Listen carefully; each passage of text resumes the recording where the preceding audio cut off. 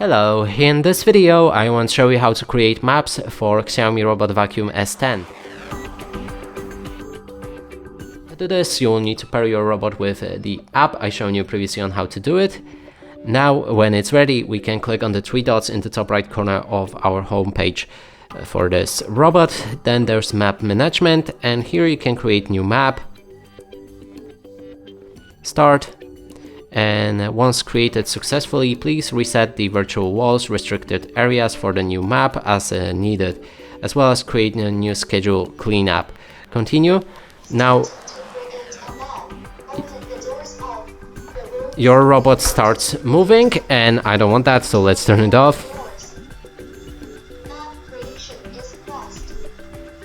You can cancel it by clicking on the power key, and that is how you will start mapping your